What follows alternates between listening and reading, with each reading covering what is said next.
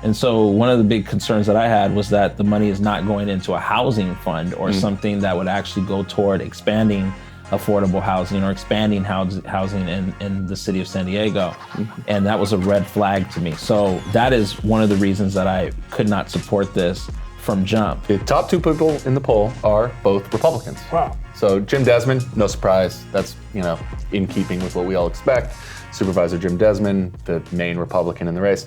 However, Republican Kevin O'Neill comes in at 13%, according to this poll. Literally the first time I've heard of him.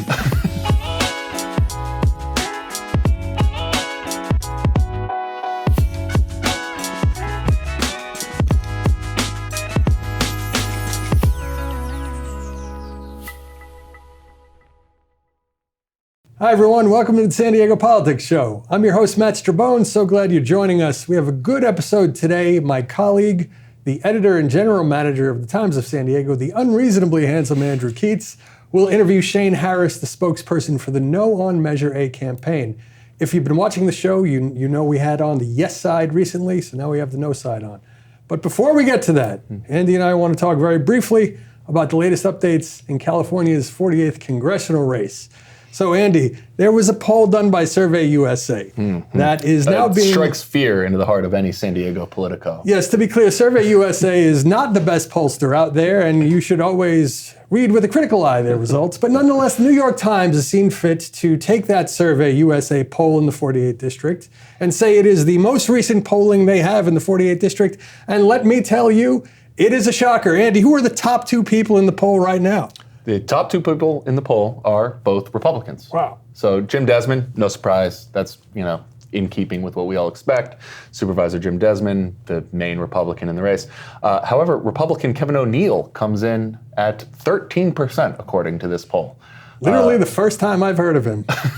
Yeah, so we spent a lot of people have spent a lot of time talking about the possibility of two Republicans going through in the gubernatorial race. This is a new idea, that two Republicans would come through in the much-watched California 48th race. Well, color me skeptical, but I also want to mention the third and fourth place folks in that poll. Amar Campanajjar, which is not a huge surprise, placed third. Fourth place, though, your reigning and defending Board of Equalization member, Mike Schaefer, polling at 6%. And not only was he polling at 6%, if you look at the crosstabs on this poll, Mike Schaefer is leading all candidates of either party in the youth vote. 18 to, I believe, 30. He is leading all candidates in the youth vote. What do you make of that? It checks out. Well said. Yeah. So Mike Schaefer, I mean, look, here's the thing. He is an elected official. It will say on the ballot that he is a elected official. It is a seat that people in California are trying to eliminate as an elected position and have been for quite some time, unsuccessfully. But he is nonetheless an elected official and a member of the Democratic Party. And so I guess what you would take from this poll, if there's one big takeaway, it's that it's a huge field and maybe there hasn't been as much attention through the media as you'd expect, and so it's sort of leading to this low information chaos environment. And if that were the thing to play out, I guess you could see something crazier than Mike Schaefer getting elected, maybe? I don't know. Could you see something crazier than that? That might be the craziest thing you could imagine. I think that would be the craziest thing that could possibly happen in this race. A couple things I want to know. One is that this district crosses three different media markets, which I think, to your point about people maybe not getting the full effect of the coverage so far, that may be playing a role. I also would like to rant for a second about Mike Schaefer. Mike Schaefer somehow is polling at 6%, somehow leading the youth vote specifically. He has reported zero expenditures to the FEC. Now, has he spent no money? I don't believe that for a second, and here's why. Back in 2018, when he ran for Board of Equalization and shocked the world by first getting through the primary and then defeating Joel Anderson in the general to become the Board of Equalization member, he reported to the FPPC that he made no expenditures on that race whatsoever. Now, I know for a fact that he actually spent money on that race. I remember seeing his road signs. He simply didn't report. No one complained. He didn't get in trouble for it. He seems to be running the same stunt with the FEC. Now, for someone who has literally run for almost every office imaginable, and we should note Mike Schaefer has run for office over 25 times in multiple states, not terribly surprised that he's fast and loose with the rules. But I have to believe he's spending money secretly, probably unlawfully, somehow that these young people have decided Mike Schaefer is our guy. Yeah. I mean, so it's like a TikTok expenditure, something along those lines. Got to be something like that. Got to be something like that. All right. Well, I don't wish Mike Schaefer good luck. In any event, now it's time for Andy's interview. Stay tuned. Thanks for watching.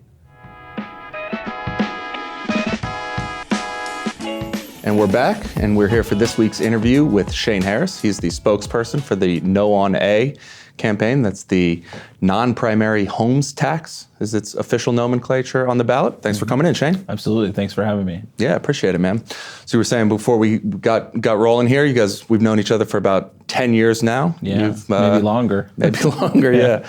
So you're working on this campaign. Talk to me a little bit. We should stipulate exactly what this tax is, what it does, what people are going to read on the ballot when they go there. And then I want to hear, basically, from your perspective, where you come in and what your reason for opposition is, okay?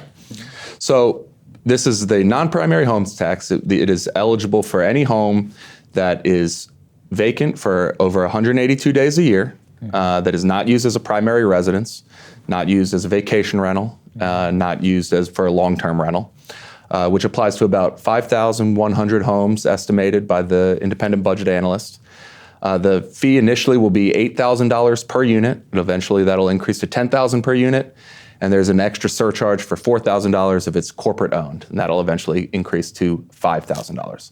So, all right, all that stipulated out of the way. Where do you come in that you see the sort of structure or the logic behind this tax is something that you don't support? So I've always supported the idea of expanding housing when it comes to density and transit and mobility.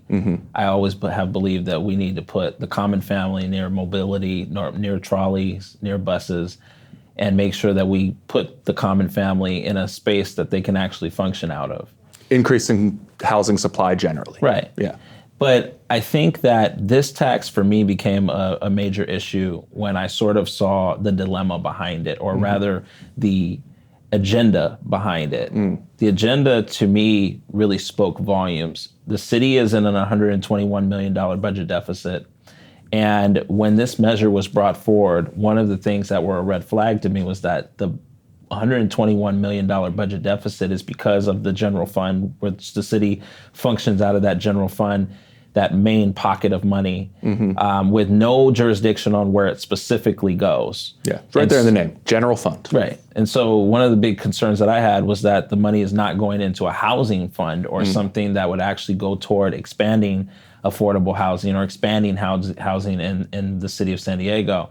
And that was a red flag to me. So that is one of the reasons that I could not support this from jump. And then as we started to dig into sort of the other concepts around it, an invasion of privacy, the fact that, homeowners would have to prove to the city that they're living in their home 182 days at least, not 180 days, not 175 days, but 182 days. Yeah. To me, that was like kind of, how do you litigate the privacy around that? How are you not impeding on people's privacy? And then a number of other concerns to follow that sort of let me know from a moral standpoint, from a compass standpoint, that I could not support this idea. Okay. All right. So let's get into a couple of those things. The sort of how it is levied, how the city will determine who's eligible, how that goes. The way that the city has described it is they'll take anybody who doesn't have a primary homeowner's exemption, which if you have a mortgage, you can claim an exemption that this is your primary home. You get a benefit from that. If you don't have a homeowner's exemption, the city sends everybody a rental unit business tax, which is sort of an extra tax that says you're using this home as a business, you're operating as a landlord, maybe you're renting it out. And anybody who doesn't file that, for that tax, it is presumed that those people can also file a second home exemption, basically say, no, I'm not using this as a business. This is my second home. This is my vacation home. So they're going to take anybody who has that exemption, and that is where the 5,100 number comes in. Now, that all seems pretty logical to me. There's a number of things on file. Those are official records. There doesn't seem to be much room for, much wiggle room around that. You either have those things on file or you don't. So where do you get to the idea that we're going to have some sort of secret police that are looking into this, or some sort of investigation that's litigating how often you're really using it or not. So one of the things that the IBA noted in that first discussion at City Council about putting this on the ballot was that there are roughly 5,100 homes that would be at stake in this conversation. But they also said that there could be more. And part of how they're going to look at that is based on the exemption filing itself. Yeah. So if you own one home, if you live in that home, that's your main home, it is your primary home. Yeah. You have to, essentially where this is going is you'll have to prove to the city that through an exemption application, you'll have to deal with that process. And I think one of the big concerns that I have is that even if you're not one of those 5,100 homes that previously the city has docketed you, that where this is going is that even if you are not one of those 5,100 homes, that homeowners will have to essentially, through the exemption process, prove to the city that they're living in that primary home and or tell the city about how they're using that home. I think that is what's unfair about this concept, is that it is a total invasion of privacy of just the common homeowner in the city of San Diego. Forget the people who, have a second home or a second condo, maybe come back and forth from another state for a variety of reasons. Think about the common homeowner that is living in their home and is essentially going to still have to go through the application process, through the exemption process in order to tell the city how they're using that home. Yeah, and so the No on A campaign has an ad out right now that says, this is going to be a threat to every homeowner, because every homeowner is going to have to prove that they don't qualify. Now, I'm going to be honest about the city of San Diego as a bureaucratic entity. City of San Diego is an enforcement entity. I think we could say a lot of things that the city doesn't do well, a lot of things that the city's come under fire for over the years.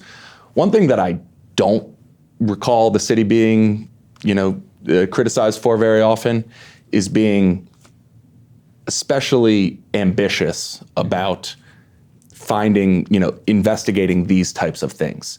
On code enforcement, they're responsive by nature. The code enforcement officers don't go out into communities on their own volition looking for violations. They wait until somebody reports a violation, and only then do they look into it, right?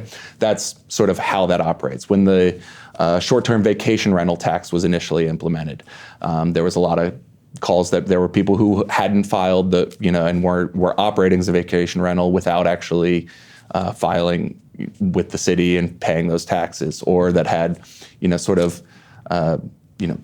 problematic properties that were having parties every night. And the city wasn't going out and policing them especially hard. They didn't have boots on the ground that were going to try to take care of those problems. The city, by its very nature, is understaffed. That's the situation we deal with all the time, is that on all these issues, the city has fewer resources than it wants, not more. And so that's sort of the whole point of my argument here, though. But do you really see them going out and assuming that every mortgage holder is, subject to this tax until proven otherwise?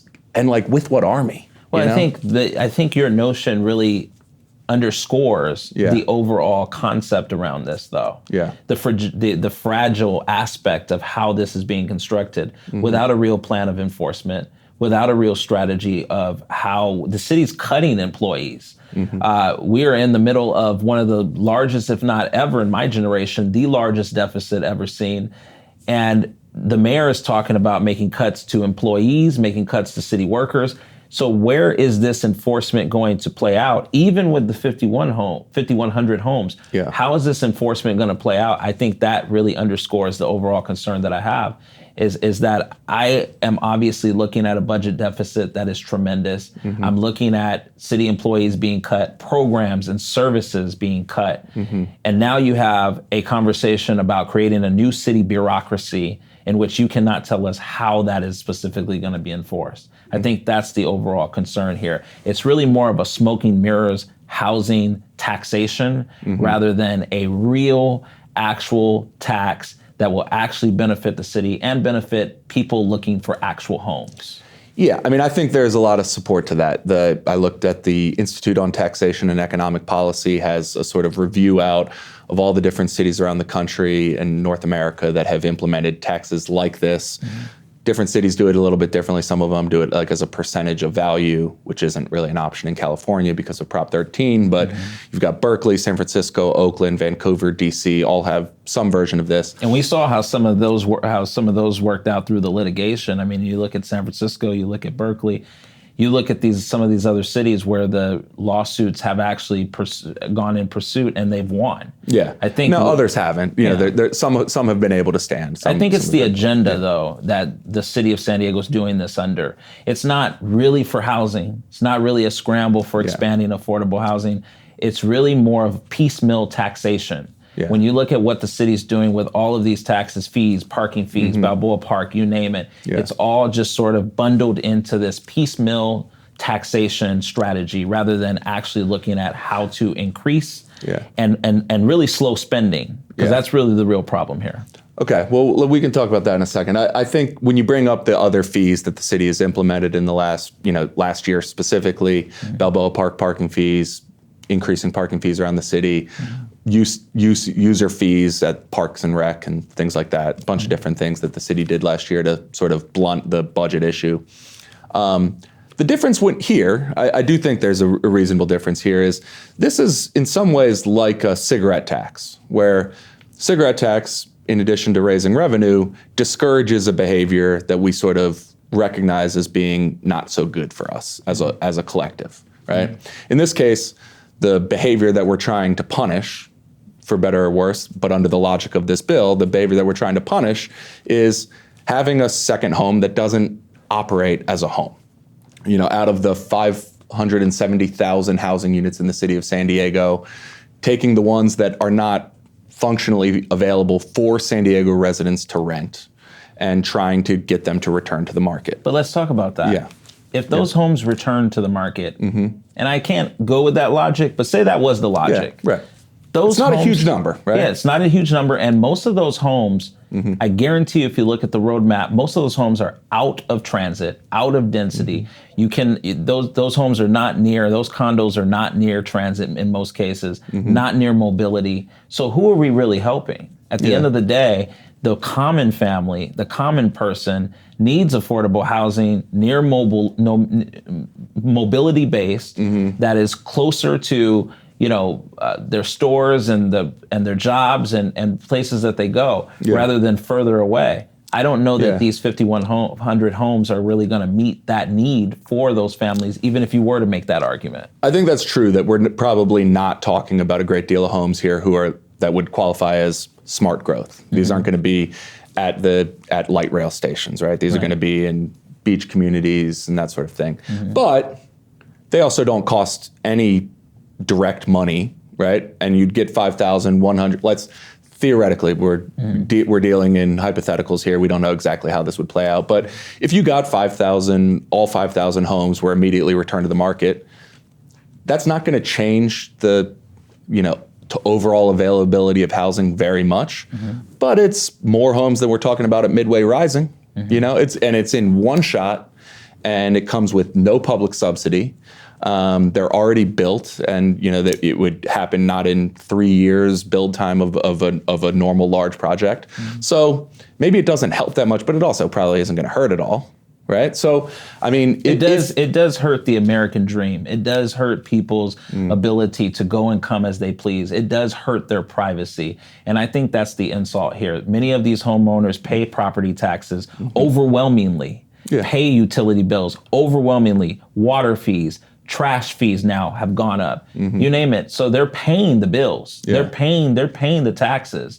Now you're just trying to double up on that. And I think that's really the issue that I have here. I mean, among these 5,100 homes, assuming that's the number, it does seem like an easier pill to swallow than increasing the amount of money coming out of every single person's pocket who parks their car on a city street over the course of a year. That's going to be much more regressive and hit far more working poor people who are already struggling to make ends meet. These probably are not going to be the types of people whose budget is under constant assault right if now. this piecemeal taxation was going to bring in that amount of money. But even the mayor was on your show just weeks ago, and he clearly stated that he doesn't really see how this is going to be a big deal of his budget. Sure. I don't even think he included this in his budget conversations, because it's evident that this money, even if you were to go this route, and if this passes, it's not going to be a tremendous amount of money to actually meet the moment to stop the taxation and fees that are coming out of other areas in the budget.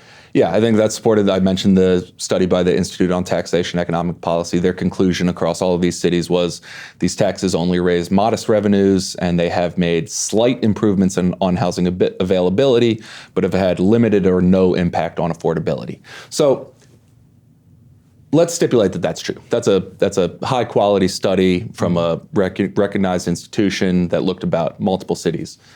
If that's the upshot, it doesn't raise much revenue. It increases the housing availability a little, doesn't have a huge impact on affordability either way. I can understand a perspective that says, well, what's the big deal with this thing? But I have a harder time understanding what's the big problem with this thing, right? So maybe we need to temper our enthusiasm or our expectations about how much this accomplishes. Well, the big problem with this thing is, like I said, it's an invasion on actual citizens who actually did buy their homes here. Modest condo in the 1990s. I heard from Ellen Shaw. She's one of the people I've met on this campaign. Her husband died 2 years ago. She travels back and forth from Nevada to a condo that she bought here in the 1990s, and she gets her healthcare treatments here. She sees her grandchildren. Yeah. There's an aspect to this that I think people are not paying attention to. This is not, most of these people are not rich, wealthy, or any perspective that has been placed on them. A lot of them have reasons why they acquired that condo or that home back in the 1980s, 1990s, 2000s, before the market is where it's at today.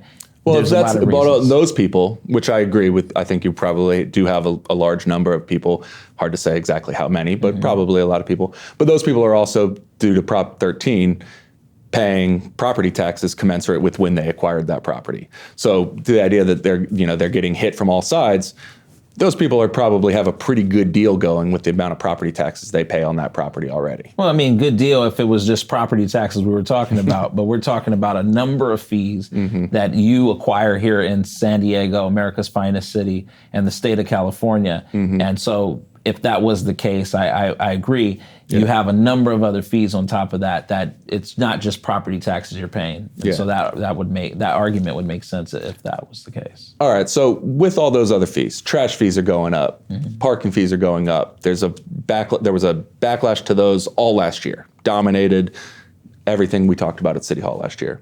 But now, new year, cities, Mayor Gloria's tried to rein in that impulse, and he's gone to the other side. He's cutting services. People don't seem very happy about that either. What do we, I think we both have agreed over the course of this interview that there's not going to be some huge windfall of revenue coming from this measure one way or another. This isn't going to materially change the city's budget picture. But what does the city do to, right the imbalance that it's dealing with on a year-to-year basis right now, if even things like this relatively targeted tax that at least I'm arguing is going to land on a pretty small number of people, if even things like this are off the table, how do we get the budget into an alignment that we're not dealing with backlash one way or the other every year? Well, I have disagreed with Mayor Gloria on a lot of things, but when I look at his presentation on the budget recently, I have to say that there's some areas I agree with him on.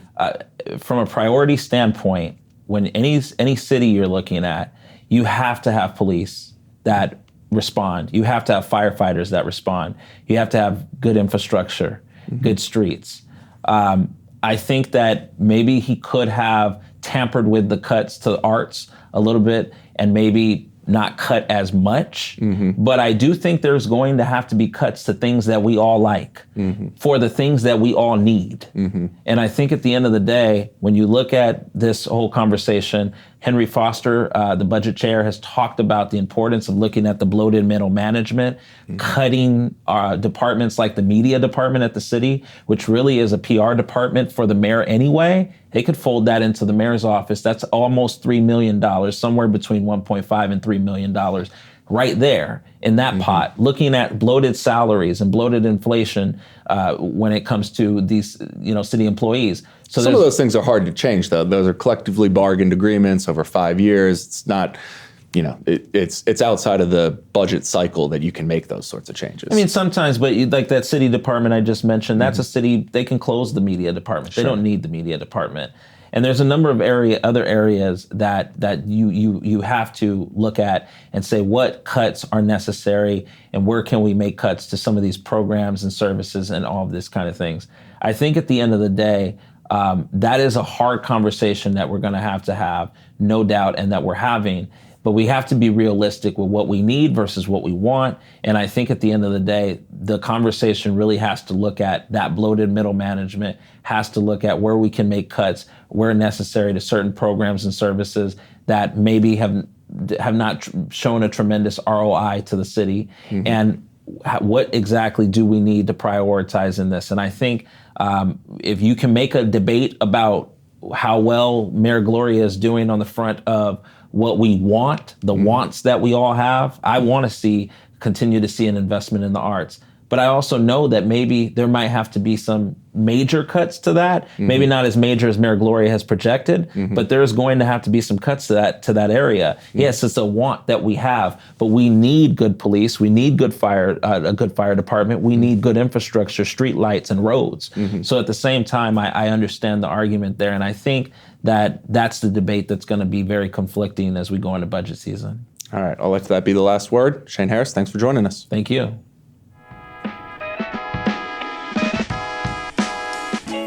Back with Andy, and your ballots have arrived in the mail. If they haven't, you should contact the Register of Voters and make sure you fill those out. Vote sooner rather than later because you never know.